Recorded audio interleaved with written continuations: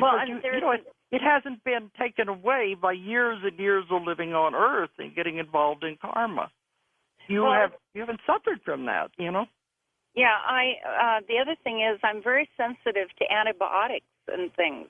Have you heard of that before? Stay away from medicine, period. I am definitely, I work with alternative medicine and natural healing with doctors all over the world, and I give my class at the College in New Mexico where there's a 4-year course in natural medicine. I'm involved with doctors who are doing this. They're accepting my work in with that. Stay away from all medications because they're bad for anyone. All medications and drugs have side effects. Natural things, herbs, do not. So don't take anything like that unless you would really, really have to. Now, I do not have Internet. How would one go about contacting you if one does not have Internet? Okay, George, is it okay if I give out my 800 number?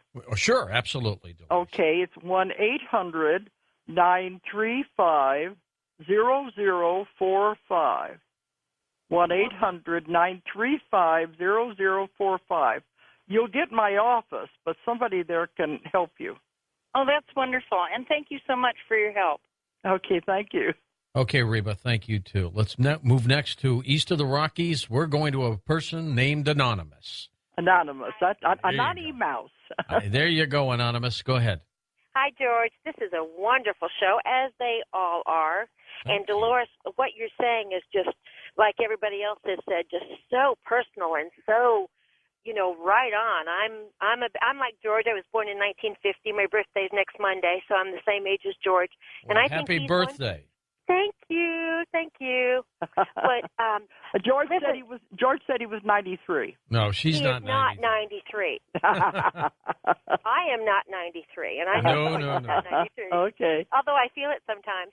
But just what the last caller said about medicine and what you said, you are so right. I cannot take cold medicine.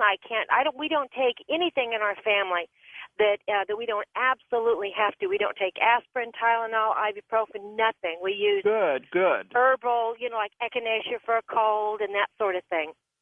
And you're right, you don't need to take that. It's horrible for you. But I have 2 questions I want to ask you. The first one is, I want to know if you know who wrote the Bible and if it definitely is our instruction manual for earth and living. That's question number 1. Okay. And question number 2. Let me answer that one first, or what? You may, but I have another one I want to ask you, too, that's pretty provocative. Okay, so just keep her on so we can do both, okay? Okay. Who wrote the Bible? Man. Yes. It was not written by the finger of God. In my books, I've written 2 books on Jesus, Jesus and the Essenes, and they walked with Jesus. And I did a tremendous amount of research on where the Bible came from. And, have you ever heard of the Council of Nicene? Of course. This is when they took all of the books and papers and stories, everything they had, and decided to form the Bible. And they put it all together. And it was many years later that they found other things they said should have gone in there that were much more important. But they said, sorry, it's written now. This is the way it is. And they said at the council, this is what we will say, Jesus said, this is what we will say happened.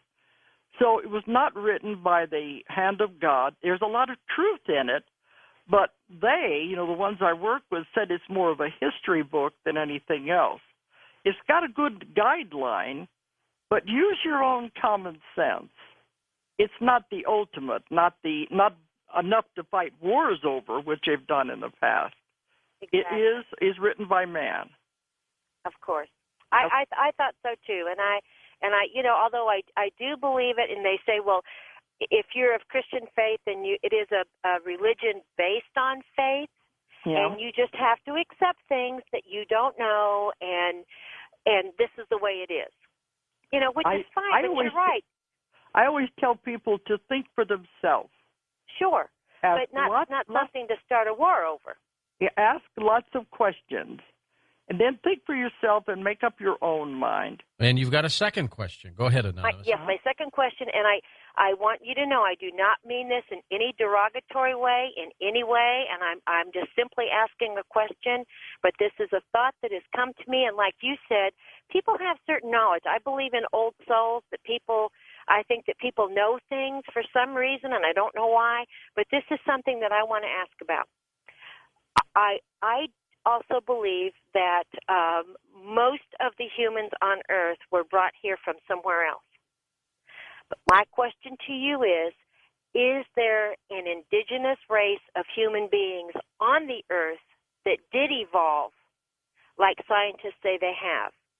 So my question is, are we truly all alike? Are we all humans? Because there seems to be such a grave difference in some of our different cultures and other things. Just the way our bodies are made up are different. Did you hear the first part of the show? I missed it. I'm working, and I missed the first part. I just got the second part, but I had to ask that question. Okay, that's what I covered in the first part. Well, give her a capsule. Hurry up. Okay, no, we were nothing. The indigenous races were the ones that began, and they evolved, but they were helped along by the ETs. And when they got to the proper state, then human beings were genetically made from the monkeys. So they were not brought from somewhere else unless you think they brought the cells from other places. And that's when I asked them one time, where did the cells come from that you created us with? They said it doesn't matter. They manipulated and combined cells from many different species in many different worlds to come up with what would work here in our primeval soup in our environment. What about the story of Adam and Eve, Dolores? What do you think that is? If you really look at it, you'll see it's just an allegory. Because, here's Adam and Eve. They're in the garden, and all of that does make sense with what I've talked about. As they leave the garden and they're living out there, their sons marry other people. Where did the other people come from? Okay, very good. Anonymous, thanks for that call. About a minute before the break, Dolores, so let's chat a little bit before we take more calls when we come right back. Where do people get your work, by the way? How do they track you? How do they track me? Through my books. Yeah, but where do they get them? Well, they're everywhere. Such as? Well, you can get them on our website. You can get them on Amazon. We do a lot of business with Amazon because, Ozark Mountain is my own company.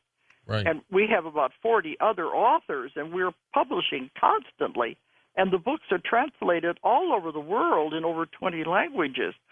They are in some bookstores. Now, some of them, you have to ask the bookstore to order them.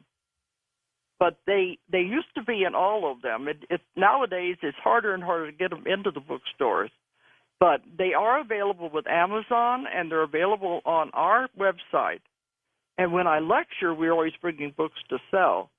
But they've been through many, many printings, and they've been available for 20 years. All right. Well, we'll be back with final phone calls for you, Dolores, in just a moment on Coast to Coast.